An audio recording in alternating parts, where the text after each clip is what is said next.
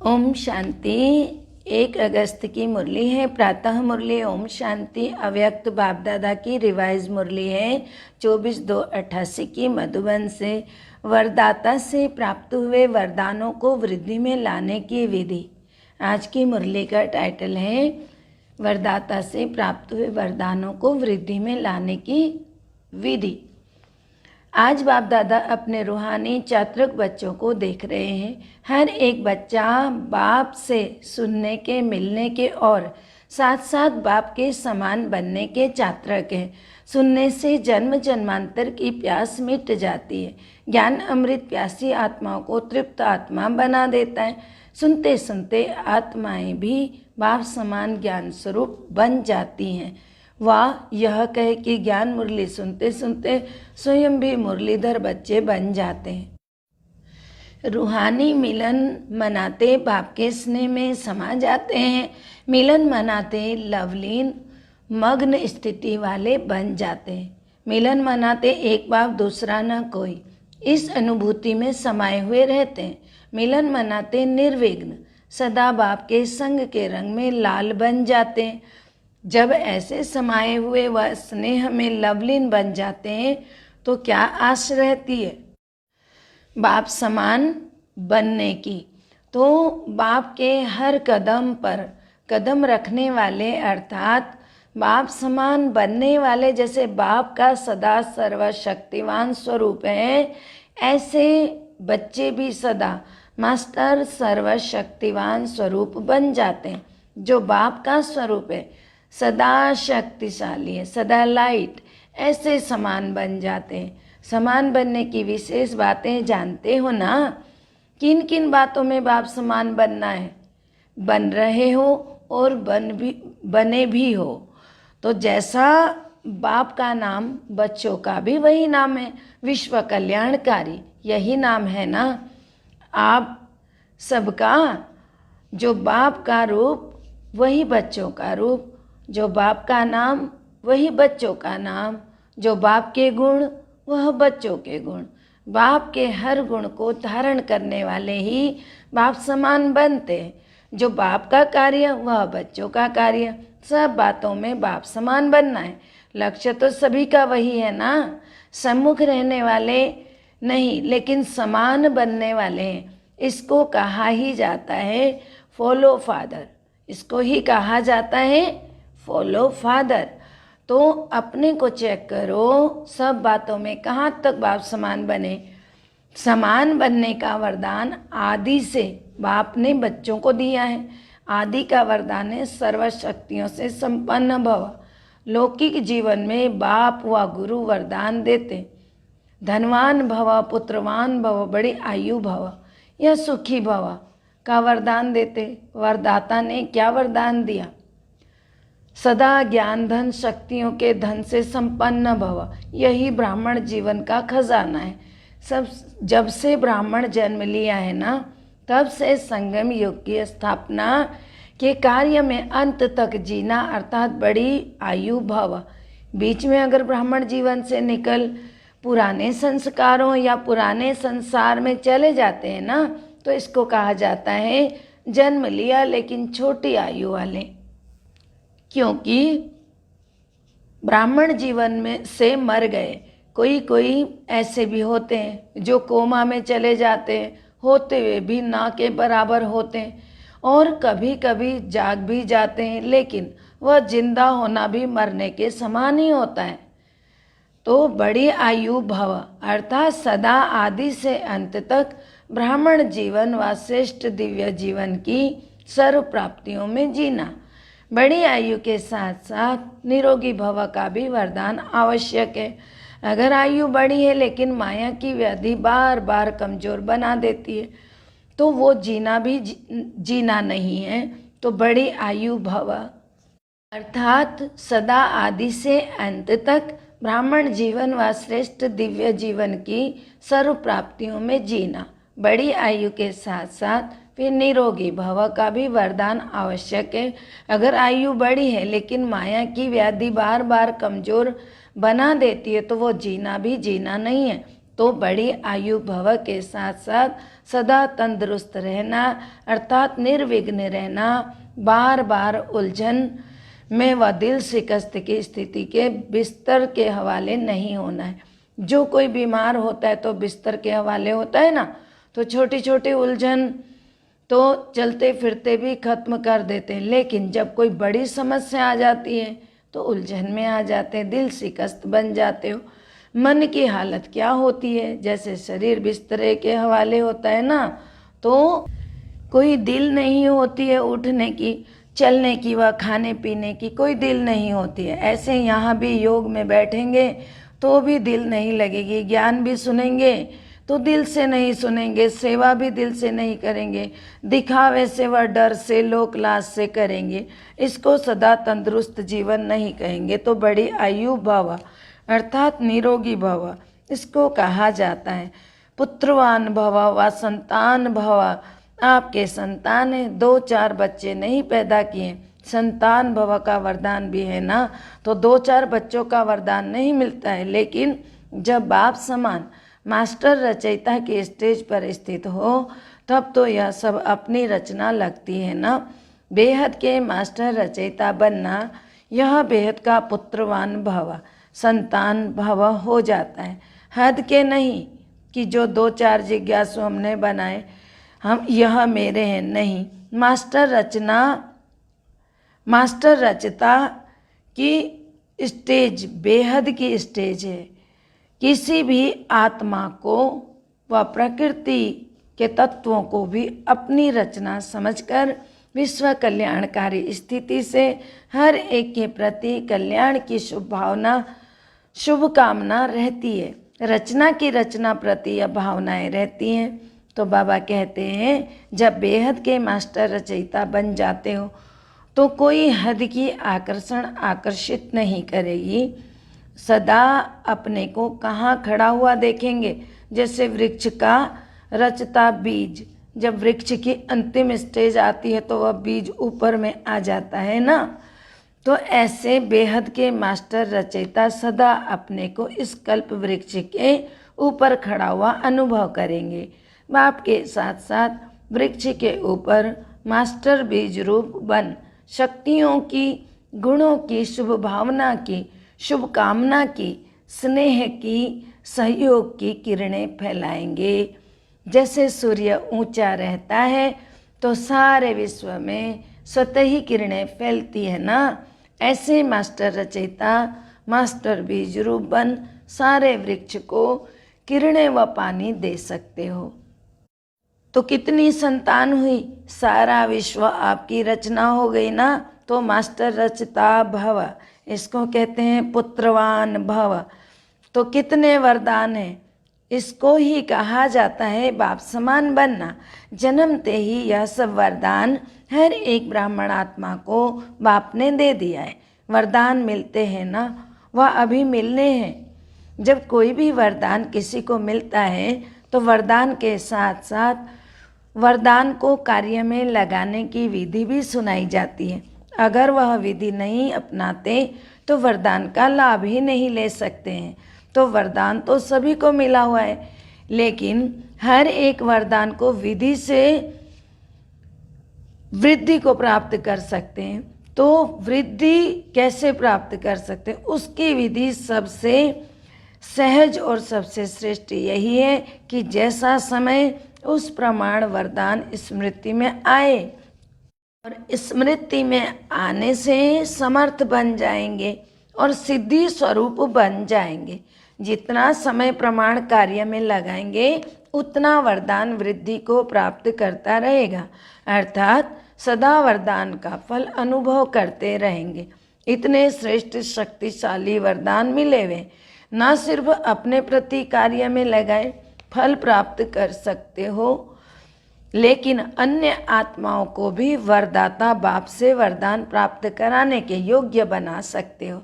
यह संगम युग का वरदान 21 जन्म भिन्न रूप से साथ में रहता है। यह संगम का रूप अलग है और 21 जन्म यही वरदान जीवन के हिसाब से चलता रहता है। लेकिन वरदान और वरदान प्राप्त होने का समय केवल अभी है।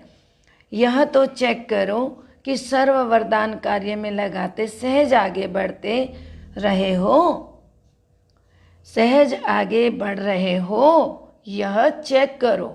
यह वरदान की विशेषता है कि वरदानी को कभी मेहनत नहीं करनी पड़ती है। जब भक्त आत्माएं भी मेहनत करके थक जाती हैं तो बाप के वरदान से ही मांगती हैं। आपके पास भी जब लोग आते हैं योग लगाने की मेहनत नहीं करना चाहते तो क्या भाषा बोलते हैं? कहते हैं सिर्फ हमें तो वरदान दे दो, माथे पर हाथ रख दो। आप ब्राह्मण बच्चों के ऊपर वरदाता बाप का हाथ सदा है, श्रेष्ठ मत ही हाथ है। स्थूल हाथ तो 24 घंटे नहीं रखेंगे ना। यह बाप के श्रेष्ठ मत का वरदान रूपी हाथ सदा बच्चों के ऊपर है।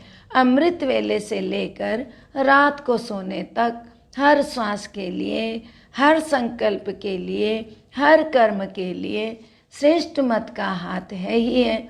इसी वरदान को विधि पूर्वक चलाते चलो, कभी भी मेहनत नहीं करनी पड़ेगी। जैसे देवताओं के लिए गायन है ना, इच्छा मात्रम अविद्या, यह है फरिश्ते जीवन की विशेषता। देवताई जीवन में तो इच्छा की बात ही नहीं है। ब्राह्मण जीवन सो फरिश्ता जीवन बन जाती है, अर्थात कर्मातीत स्थिति को प्राप्त हो जाते हैं। किसी भी शुद्ध कर्म व व्यर्थ कर्म व विकर्म व पिछला कर्म, किसी भी कर्म के बंधन में बंध कर करना, इसको कर्मातीत अवस्था नहीं कहते हैं। एक है कर्म का संबंध, एक है कर्म का बंधन। तो जैसे यह गायन है हद की इच्छा से अविद्या, ऐसे फरिश्ता जीवन व ब्राह्मण जीवन अर्थात मुश्किल शब्द की अविद्या, बोझ से अविद्या अर्थात हल्का, मालूम ही नहीं कि वह क्या होता है। तो वरदानी आत्मा अर्थात मुश्किल जीवन से परे अविद्या का अनुभव करने वाली, इसको कहा जाता है वरदानी आत्मा। तो बाप समान बनना अर्थात सदा वरदाता से प्राप्त हुए वरदानों से पालना लेना और सदा निश्चित विजय अनुभव करना। कई बच्चे पुरुषार्थ तो बहुत अच्छा करते हैं, लेकिन पुरुषार्थ का बोझ अनुभव होना यह यथार्थ पुरुषार्थ नहीं है। पुरुषार्थ कर रहे हैं, उस पुरुषार्थ का यदि बोझ अनुभव हो रहा है तो ये सही पुरुषार्थ नहीं है। अटेंशन रखना है, यह ब्राह्मण जीवन की विधि है। लेकिन अटेंशन में टेंशन में बदल जाना, अटेंशन का टेंशन में बदल जाना, ये नेचुरल अटेंशन नहीं रहता है। इसको भी यथार्थ अटेंशन नहीं कहा जाएगा। जैसे जीवन में स्थूल नॉलेज रहती है कि यह चीज़ अच्छी है, यह बात करनी है, यह नहीं करनी है, तो नॉलेज के आधार पर जो नॉलेजफुल होते हैं उनकी निशानी, उनको नेचुरल अटेंशन रहता है। यह खाना है, यह नहीं खाना है, यह करना है, यह नहीं करना है, हर कदम में टेंशन नहीं रहता है। यह करूं या ना करूं, यह खाऊंगा या नहीं खाऊं, ये सब ऐसे चलूं व नहीं चलूं, नेचुरल नॉलेज की शक्ति से अटेंशन है। ऐसे यथार्थ पुरुषार्थी का हर कदम हर कर्म में नेचुरल अटेंशन रहता है, क्योंकि नॉलेज की लाइट माइंड स्वतः ही यथार्थ रूप से यथार्थ रीति से चलाती है। तो पुरुषार्थ भले करो, अटेंशन जरूर रखो, लेकिन टेंशन के रूप में नहीं। जब टेंशन में आ जाते हो तो चाहते हो बहुत काम करना, वह बनना चाहते हो नंबर 1, लेकिन टेंशन जितना चाहते हो उतना करने नहीं देता है। जो बनना चाहते हो बनने नहीं देता है, और टेंशन को पैदा करता है, क्योंकि जो चाहते हो वह नहीं होता है तो और ही टेंशन बढ़ता है। तो पुरुषार्थ सभी करते हो, लेकिन कोई ज़्यादा पुरुषार्थ को भारी कर देते हैं, कोई फिर बिल्कुल अलबेले हो जाते हैं। जो होना होगा हो जाएगा, देखा जाएगा, कौन देखता है कौन सुनता है। तो ना वह अच्छा न यह अच्छा। तो बाबा कहते हैं इसीलिए बैलेंस से बाप की ब्लेसिंग बैलेंस से बाप की ब्लेसिंग वरदानों का अनुभव करो। सदा बाप का हाथ मेरे ऊपर है, इस अनुभव को सदा स्मृति में रखो। जैसे भक्त आत्माएं स्थूल चित्र को सामने रखते हैं और माथे पर वरदान का हाथ है, तो आप भी चलते फिरते बुद्धि में यह अनुभव का चित्र सदा स्मृति में रखो। समझा? बहुत पुरुषार्थ किया, अब वरदानों से पलते उड़ते चलो। बाप के ज्ञान दाता विधाता का अनुभव किया, अब वरदाता का अनुभव करो। अच्छा, सदा हर कदम में बाप को फॉलो करने वाले, सदा अपने को वरदाता बाप के वरदानी श्रेष्ठ आत्मा अनुभव करने वाले, सदा हर कदम सहज पार करने वाले, सदा सर्व वरदान समय पर कार्य में लगाने वाले, ऐसे बाप समान बनने वाले श्रेष्ठ आत्माओं को बाप दादा का वरदाता के रूप में याद प्यार और नमस्ते। हम रूहानी बच्चों की रूहानी बाप दादा को दिल व जान से सिक व प्रेम से याद प्यार नमस्ते। Good morning, diamond morning. ओम शांति। मुख्य महारथी भाइयों से मुलाकात। जन्म से कितने वरदान मिले हुए हैं? हर एक को अपने अपने वरदान मिले हुए हैं। जन्म ही वरदानों से हुआ है, नहीं तो आज इतना आगे नहीं बढ़ सकते। वरदान से जन्म हुआ, इसलिए बढ़ रहे हो। पांडव की महिमा कम थोड़ी ही है। हर एक की विशेषता का वर्णन करे तो कितनी है। यह जो भागवत बना हुआ है वह बन जाए। बाप की नज़र में हर एक की विशेषताएं और कुछ देखते भी नहीं हैं। बाबा कहते हैं मैं केवल हर एक की विशेषता देखता हूँ और कुछ नहीं देखता। पांडवों की विशेषता तो सामने नजर आती, बाबा को जानते भी नहीं हैं, तो विशेषता सदा आगे बढ़ा रही हैं और बढ़ाती रहेंगी। तो बाबा कहते हैं जो जन्म से वरदानी आत्मा है वह कभी भी पीछे नहीं हट सकती। सदा उड़ने वाली वरदानी आत्माएं हो। वरदाता बाप के वरदान आगे बढ़ा रहे हैं। पांडव गुप्त रहते हैं, लेकिन बाप दादा के दिल पर सदा प्रत्यक्ष है। अच्छे अच्छे प्लान तो पांडव ही बनाते हैं, शक्तियाँ शिकार करती हैं, लेकिन कमाल तो लाने वालों की है ना। अगर लाने वाले लाए ही नहीं तो शिकार क्या करेंगे। इसीलिए पांडव को विशेष अपना वरदान है। याद और सेवा का बल विशेष मिला हुआ है। याद का बल भी विशेष मिलता है, सेवा का बल भी विशेष मिलता है। क्यों? उसका भी कारण है, क्योंकि जो जितना आवश्यक से के समय कार्य में आए हैं उसको विशेष वरदान मिला हुआ है। जैसे आदि से जब स्थापना हुई तो आप पांडव मर्ज थे, इमर्ज नहीं थे। शक्तियाँ एग्जाम्पल बनी और उन्हों के एग्जाम्पल को देख और आगे बढ़े। यह तो आवश्यक के समय एग्जाम्पल बने, इसलिए जितना जो आवश्यकता के समय सहयोगी बने, चाहे जीवन से चाहे सेवा से, उनको ड्रामा अनुसार विशेष बल मिलता है। अपना पुरुषार्थ तो है ही है, लेकिन एक्स्ट्रा बल मिलता है। अच्छा, सेवा करने से जो सर्व आत्माएं खुश होती हैं उसका भी बहुत बल मिलता है।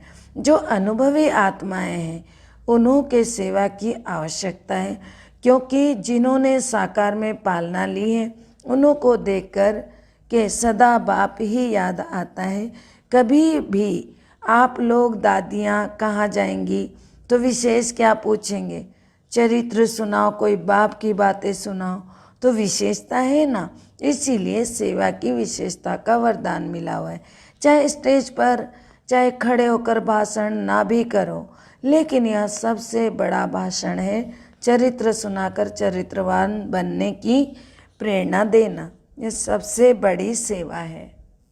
तो सेवा पर जाना ही है और सेवा के निमित्त बनना ही है। अच्छा, मीठे प्यारे बाबा के वरदानी हाथ हम सब के मस्तक पर महसूस करेंगे बाबा के हाथों को कि हद की जिम्मेवारियों को बेहद में परिवर्तन करने वाले स्मृति स्वरूप नष्टो मोहा भव।